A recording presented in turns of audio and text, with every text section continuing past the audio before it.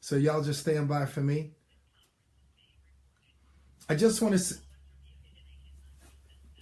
say good afternoon to everybody on Facebook today and everybody who's on the phone. Today is Tenacious Thursday. And what we know about Tenacious Thursday, it simply means that we refuse to lay down. It means that we refuse to give up. It means that no matter what comes our way, we will press through until we finish. That's what Tenacious Thursday is all about. I mean, we've all had a rough week. We had a Monday that was, nobody ever wants to go to work on Monday. And we've taken Monday and we turned it into Magnificent Monday because we are grateful that we can get up and go to work and create resources and assets and opportunities for our family. So we rejoice on Mondays. We turned it into Magnificent Monday. And then we have Tuesdays.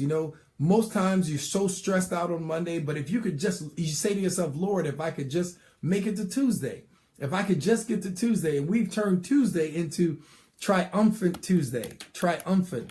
Just because you made it past Monday, you should be grateful. Do you know how many people didn't make it past Monday? Do you know how many people had plans for Wednesday and never saw Wednesday? Just to make it to Tuesday was a big deal. So we call it Triumphant Tuesday. And then, of course, there's Wednesday. Most people who are just struggling to get through, most people who don't know the Creator, the great I Am, they call Wednesday Hump Day. Hump Day means that if I could get over Wednesday, it's downhill from here. We call Wednesday Winning Wednesday. That means that we have a mindset that we are determined to win. We have a mindset that come what may, we will not let go of our stranglehold on failure because we're going to choke the snot out of failure. We intend to win and we do it on purpose. It's not by accident. It's a purposeful winning. It's an intentional winning is what we do every Wednesday. And so here we are. We gather on Tenacious Thursday. And Tenacious Thursday, when I think of tenaciousness, I think of a pit bull.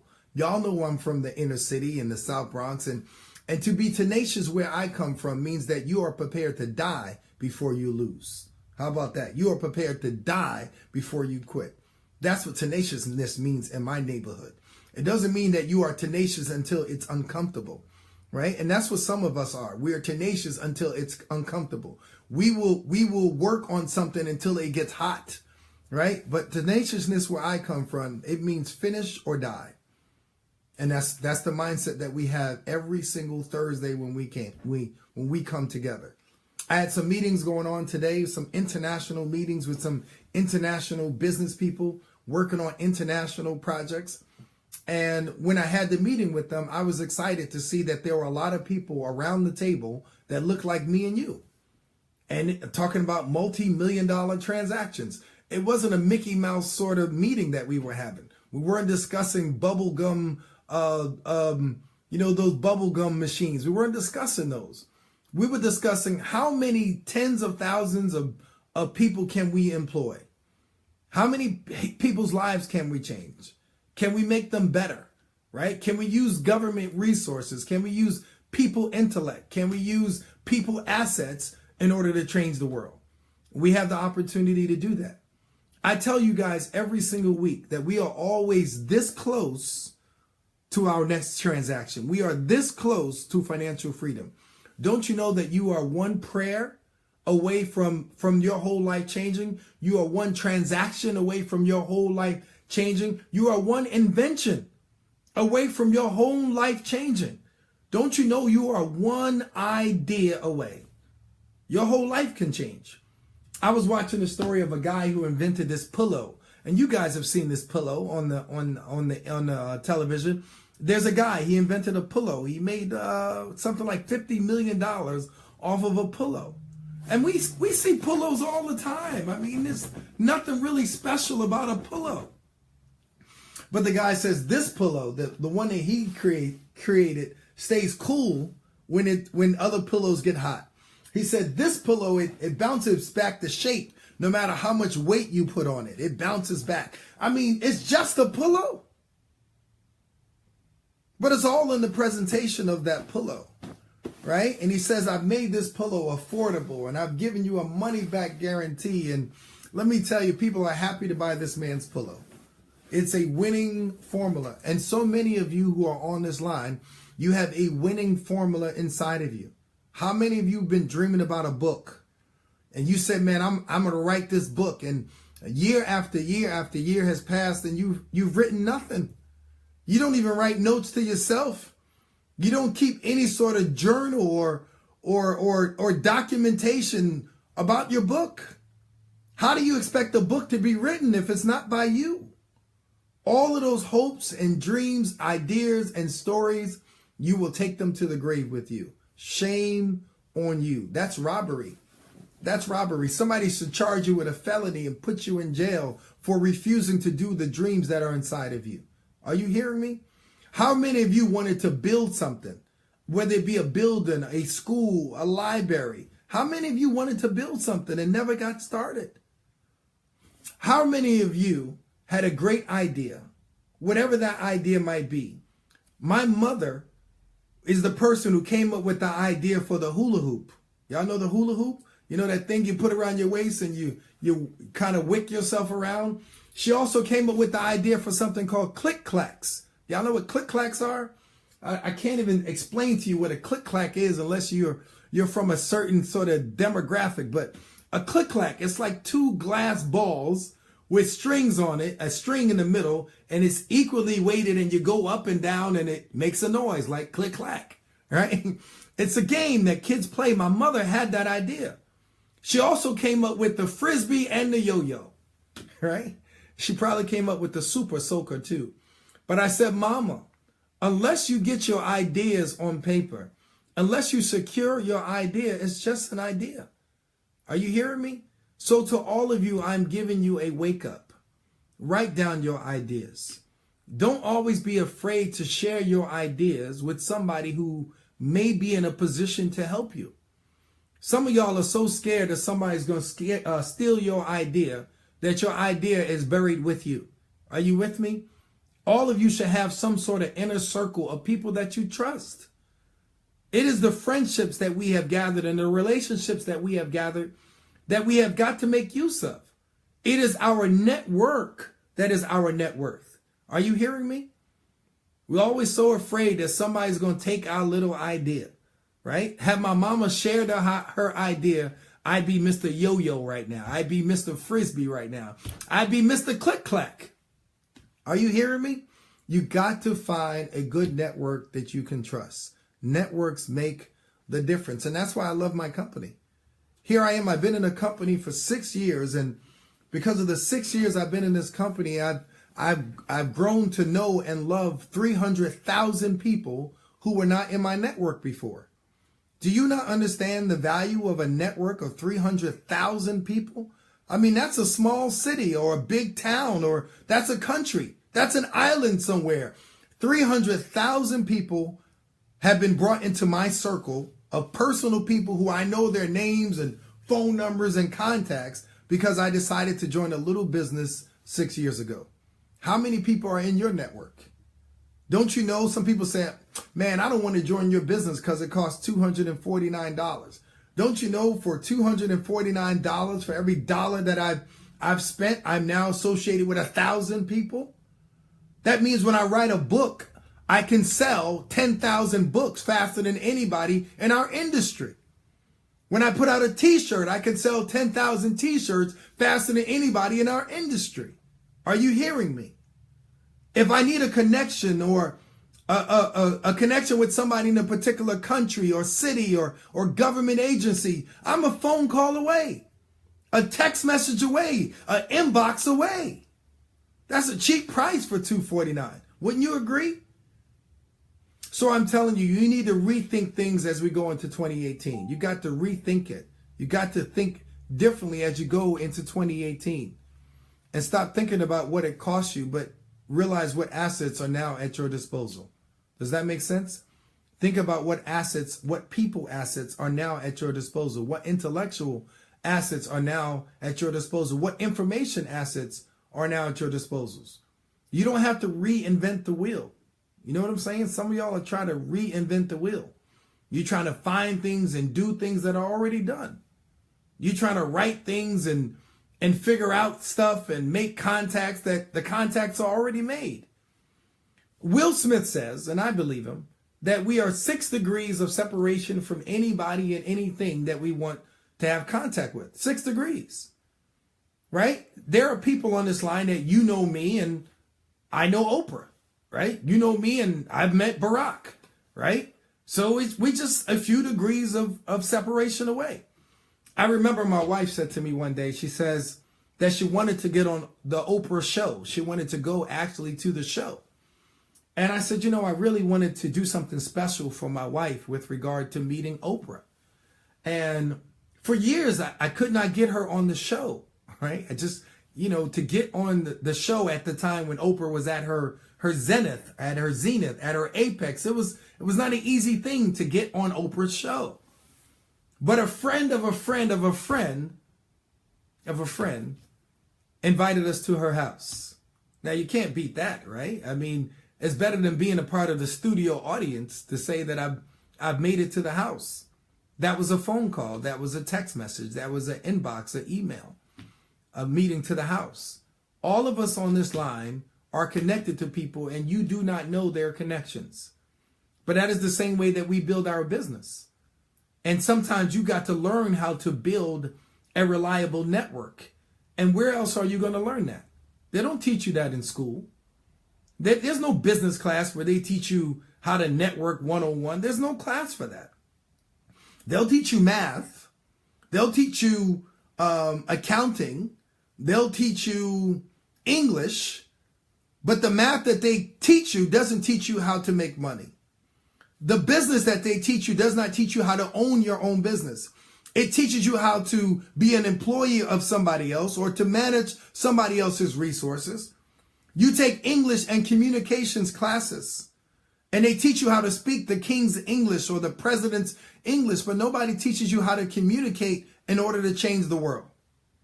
Nobody teaches you that saying hello is more than just a few letters of HELLO. Saying hello is the way you look at somebody. It's the way that you give them your undivided attention. It's the way that you use one mouth and 2 ears.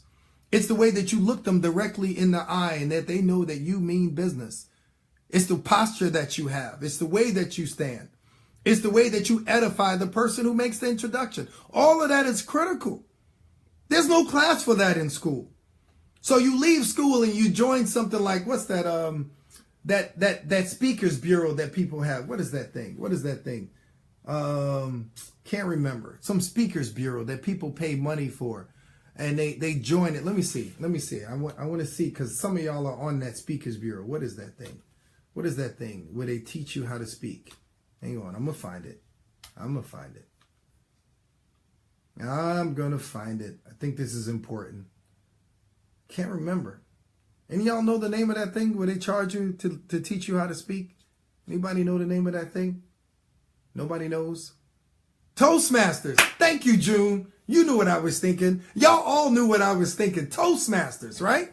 So yeah, you go to Toastmasters, you pay money, and they try to teach you stuff.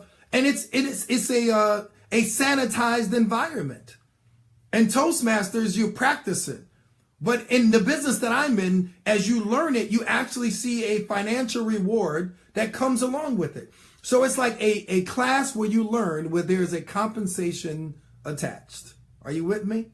So no training wheels like Toastmasters. We got a real bike. We got a real motorcycle. We got a real Bentley that we are using as we build our business. So yeah, I think Toastmasters is great. I think that thing with, what's that other guy? The other guy who people join, they tell John Maxwell, right?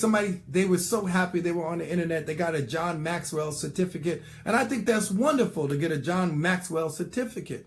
But how do you translate a John Maxwell certificate to paying your mortgage? How do you translate that to opening up a job opportunity? How do you translate that into a speaking opportunity on the other side of the world? How do you translate that?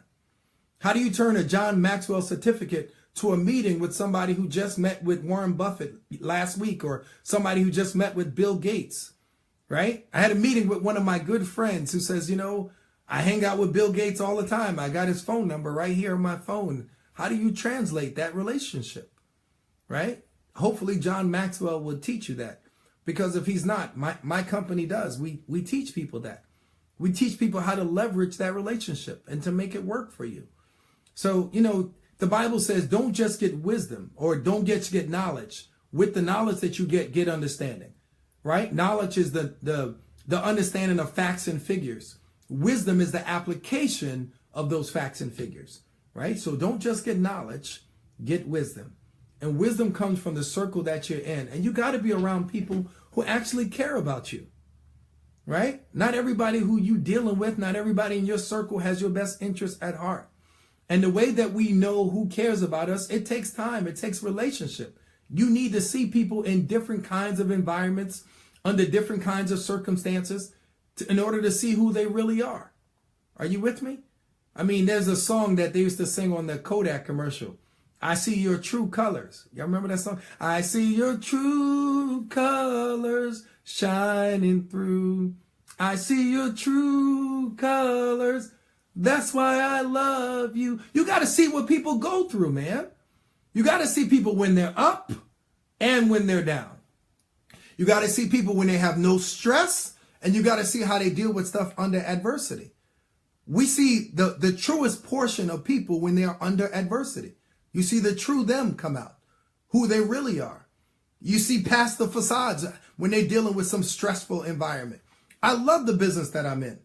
In my business, we deal with stress every day. And you can either let it nail you to the cross or you can have screws for breakfast, right? We eat nails for breakfast.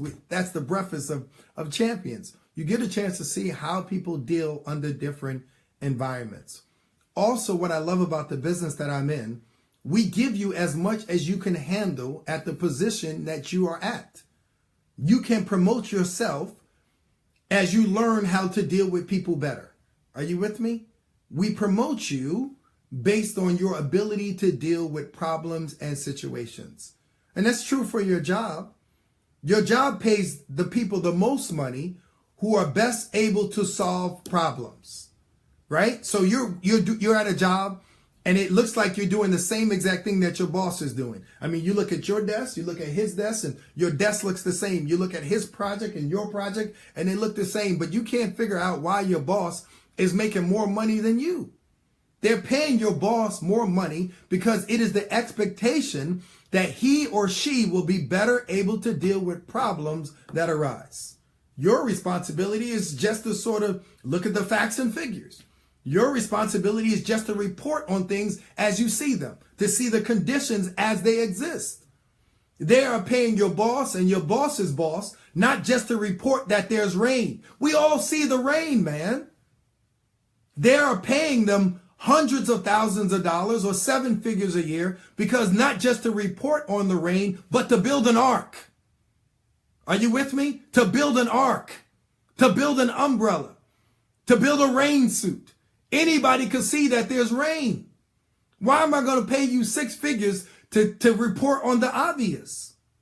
Why am I going to pay you six figures just to complain what everybody else is doing? Some people are professional complainers, and nobody likes a complainer. The complainer, all they can do is see how everything won't work out and why it doesn't work, and they never offer any solutions. You ever notice in the job that the boss, he'll listen to your complaint and you don't offer a solution, he's done with you. Why do I need that? I saw the issue. I saw the problem. I want you to tell me, how do we navigate through this scenario? How do we get to the other side? How do we avoid the flood? How do we get above the water? How do we survive the period where the earth is covered with water? Are you with me? And those are the people who will make it. But where do you learn that skill? Right? Maybe if you're in the army, right? So some of y'all have been in the military and they teach that skill in the military. You learn how to deal with different problems and they promote you from private to sergeant, sergeant to lieutenant, from lieutenant to captain, from captain to colonel, from colonel to general and general, up the lane, as you gain more skills and as you're able to deal with people better and able to stay cool under pressure. Yes, that's important. Not to lose your cool, right? You can't be like that hen. Remember the hen, the one who thought the sky was falling, right? I can't remember the hen's name, but the hen thought the sky was falling. You can't be that hen. You've got to be cool under pressure. And the only way to be cool under pressure is that you have to go through some things. You have to sort of be in some situations that get hot, right? That are a little rocky. You have to go through that. That's how you get this gray hair, right? Right? So I didn't buy this gray hair, right? I didn't find this gray hair at Walmart or CVS. I earned this. I earned every single one, right? I earned some of them from working. I earned some of them for dealing with people on my business. I earned some from my kids, right? I got this gray hair this morning when I took my daughter driving. She's 16 and she's got a permit, and I took her driving today. She gave me this one. This one's got her name on it. But you got to go through some things and be thankful for the challenges that you go through. So often we are angry at the challenges that we get, not realizing that the challenges that we have are preparing us for opportunities in the future. And I mean that to everyone. If you are a housewife, don't complain that for the last 10 years you've been a housewife. Don't you know that there's a lot of learning that comes from being a housewife? You learn how to balance books, be a bookkeeper. You learn how to deal with children and learn how to develop a lot of patience and learn psychological techniques. It takes a lot of psychology to get a little kid to eat the food that they're supposed to eat. You learn so many things. A lot of housewives are very computer astute, right? Technically savvy, right? Because you got to do everything. You got to balance the books. You got to pay the bills, right? You do a lot. I mean, I know a lot of housewives that know how to fix a furnace, right? They know how to fix the water heater. They know plumbing. They know a lot of things that they learn while they are at the house. And I think we've taken that thing with the housewife and we've made it like de minimis, like it's not important. Don't you know how many presidents and champions, they learn all of the values and character assets that they needed to learn from mama who stayed home, right? And then you got all of these houses where the women are so proud that they're not home and that they're working, but nobody's raising Junior. He's raising himself. Disney is raising him, and the Cartoon Network is raising him. There's value to those housewives. Y'all better celebrate them. You better go find a housewife and send her a bouquet of roses and send her a trophy. It is the housewives that are the last sort of frontier that's keeping this whole planet and world from falling apart. They are the last frontier of the kids whose pants are not hanging down to the back of their ankles. It's the housewife. It's mama saying, pull up your pants, man. Right? So that's just the housewives. But so many other people do so many things, and you got to extrapolate the value out of that. I see people who drive Uber and Lyft and so many other things that they're doing. Those people have the opportunity to become people experts. You with me? They have the opportunity every time somebody gets in the back of your Uber or gets in the back of their Lyft, you ask them about, hey, where are you from? What do you do? Right? Learn to engage people. Learn how to talk to people. Learn how to listen to people. You are getting an opportunity every single day to become a people expert. You can hand them your business card, right? You know, some of those people you driving around might own a company, right? They may have an opportunity. You may have an opportunity for them. You can expand your network. It takes 5 seconds for you to determine whether or not you like somebody and for them to determine if they like you. You don't know who's in that back seat, right? Y'all ever seen that movie with Will Smith, Pursuit of Happiness? Remember Pursuit of Happiness, where he was in the car with that guy, right? He was in the cab with the guy, and he's working through the Rubik's Cube and all of that kind of stuff. You don't know who you are sitting in the car with. Never miss an opportunity to develop a new relationship, a new friendship, a new opportunity. Let me tell you, I am always looking out for ambitious, bright people. I'm always looking for people who are overworked and underpaid. That is always on my menu. I don't care where I am. If I'm at the supermarket or if I'm at the church, I'm looking for people that are ambitious, that are hardworking, that are business oriented. Everybody's looking for a fair shake. Don't you understand that success for one person versus failure for a person is just somebody recognizing them? Just somebody sort of noticing them? I'm looking at all of these singers that I see on television. Some of them are no good. They're just not good singers, right? But somebody who's a much better singer was never given an opportunity. Somebody never got a chance to hear the sound of their voice. Somebody never got a chance to hear that song. So never take for granted the value of connections. We are living in a connector society. We are living in a society of connectors. I want to share something with y'all today. It's a video that we put together a long time ago, and it's called The Connectors. Y'all hang on for me. I'm going to find it for you. I want to share with you that we are living in the age of being a connector is super valuable. Super valuable. Are you a connector? And when I talk about a connector, I'm not talking about some sort of piece of electronic equipment, right? I'm talking about being a people connector. So this is a video that we did a long time ago. Let's see if I can find it. And yes, I can. Yes, I can. It's called Are You a Connector? The New Economy is Here. I'm going to share this video with you, and I hope you guys enjoy it. We got about 12,000 views on this video. So hang on. I'm going to put it up for you, and I want you to see it. And I want you to think about yourself and say, are you a connector? Are you sort of expanding opportunity? Because we are living in a connector society. And if you want to be connected and you want to sort of sustain or become wealthy, you better figure out how to become a connector. So enjoy this video, and I'll be right back to you when the video is over. Do you remember the moment you realized that the world had changed? Let me tell you a quick little story that has nothing and everything to do with the future of our world and how you fit into it. In 1917, the United States faced a huge problem. They were working hard to compete in the industrialized economy, and there was a shortage. Not a shortage of oil or coal or other natural resources, a shortage of people, specifically obedient factory workers. The solution to this economic dilemma? It was an experiment of sorts. It hadn't been done before, until someone thought of it. Mandatory public school. Unfortunately, the initial purpose of the United States public school system was not to inspire children or generate scholars. And it wasn't created for dreamers, people who color outside the lines, break the rules, and challenge the status quo. The public school system of the early 1900s was invented to create a nation full of adults who would obediently do their jobs in the factory assembly lines. Teaching kids to sit in straight rows and scheduling the entire day with the ringing of bells wasn't by chance. Punishing those who didn't conform was purposeful. These were the skills they would need to join the labor force. Intentional or not, this early method of turning dreamers into workers was an investment in the nation's economic future. And it worked. This then led to several generations of productive, fully employed workers. But it isn't working anymore. Why? Our economy has changed.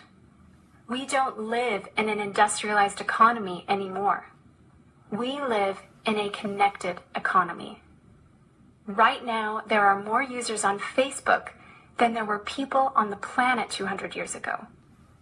Technology has made it possible for us to connect with people, ideas, and information from anywhere in the world instantaneously.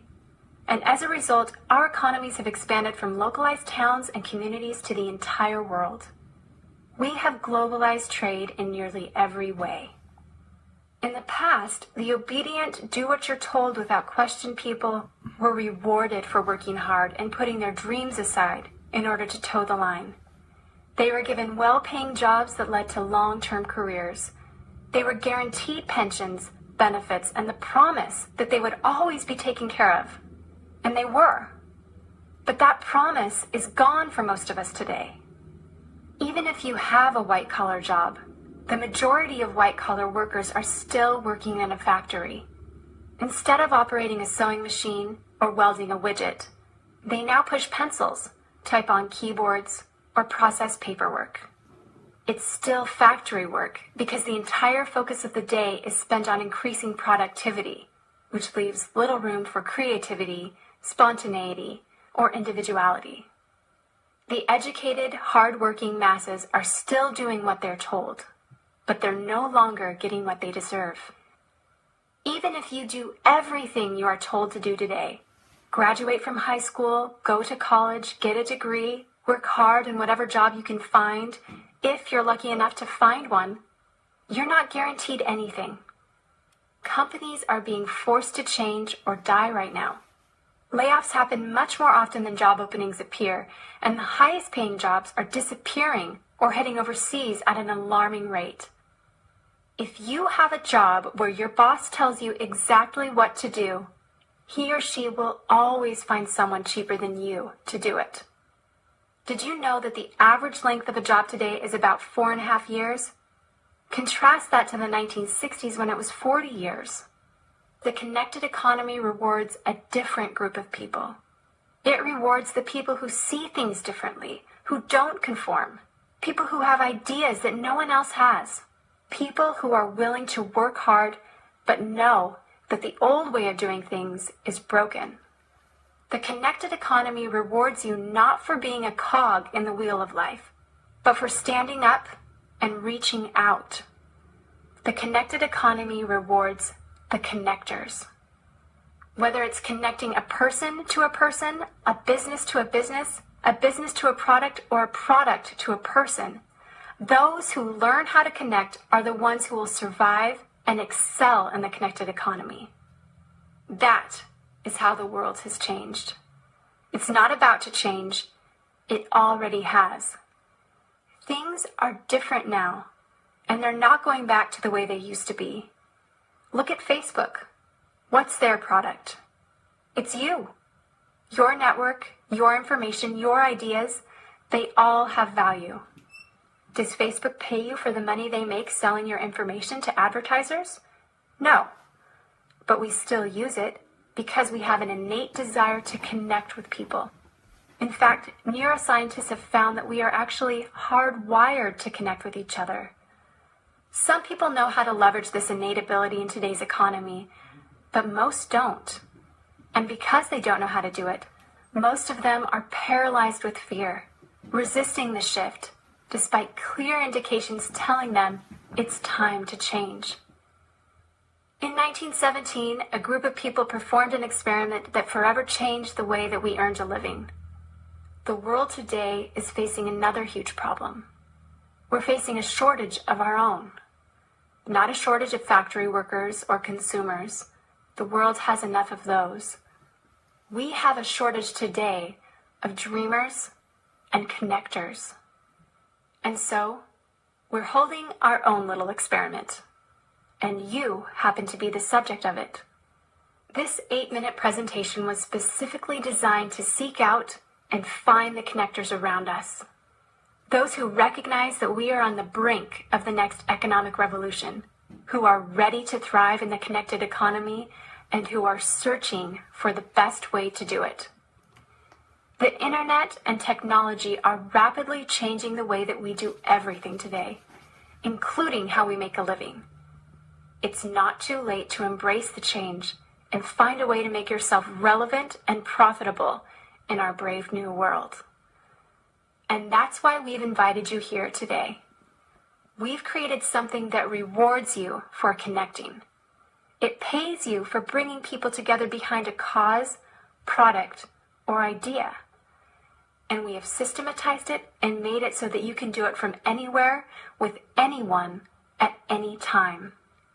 If you are passionate about helping people, if you are passionate about changing lives, if you want to position yourself to be a capitalizing force within the connected revolution instead of just a bystander, let's start now.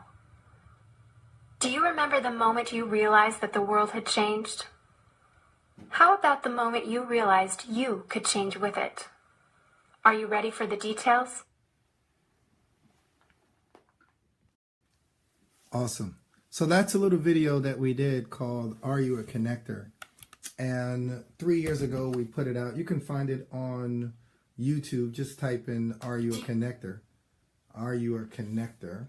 And, you know, in this business that we've been in, I think for 6 years now, to make multiple 7 figures, just sharing and connecting people and ideas, anybody can do it.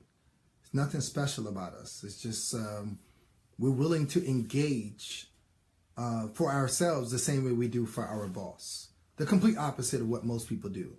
They give their boss everything, but give their spouse and their children nothing. Because by the time they come home, they're exhausted. You've left the best part of you with your 9 to 5 and left no energy to work on you from 5 to 9. So if you're willing to do that, if you're willing to sort of take some of the energy that you were giving to your boss, not a lot, just a little bit, the little excess energy, the leftover energy, come and we'll teach you how to use that to sort of expand your network and your resources and be able to change the rest of your life. So that's the invitation that I'm making today. That's the invitation that I'm making. I'm willing to do for you what somebody did for me 6 years ago. Somebody who helped me sort of pay off $1 million in debt, to retire my wife, put my kid through school, and to sort of get a new lease on life. There's somebody out there today, you need a do-over. You ever needed a do-over? Yeah, you know, one of those things like a do-over button. It's almost like that button from Staples, the that was easy button, a do-over button. So this week alone, our team in this business, we produce 2 senior vice presidents in the last week, 2. And we're going to produce another one today. So that would be 3 in 7 days, 3 in 7 days. And as I understand it, we have 2 or 3 more that are likely to come out of this business in the next week or 2, right? So all of that's from a business that people said, man, does it work? Yeah, it works if you work it. It works if you work it. If you're willing to sort of get in the ditches and roll your sleeves up and actually fight for your dreams, fight for your hopes, fight for something that you are in control of, like you fight for your boss's job, the one where his name is on the wall. If you're willing to do that. Is it easy? No, but it's worth it. If it was so easy that anybody could do it, it would be a scam. It does require work. It does require consistency. It does require stick-to-itiveness. It does require a degree of uncomfortability, right? If it's such a word. It requires you to be uncomfortable. So if you're willing to do something after a while, you can become extremely comfortable. So yeah, we worked hard at this business and we worked hard at it for years. And I'm about to work hard at the business some more. This year, I'm going to work hard. But to work hard, so when you have a death in the family and you need to take 2 weeks off without asking for a boss, asking for the boss's permission or giving up leave time or any of those other kind of things, it's worth it to me. It's worth it to me. What about you? So listen, I'm going to give you my personal number today. I don't always do that, right? You guys can inbox me, but I'm going to give you my personal number.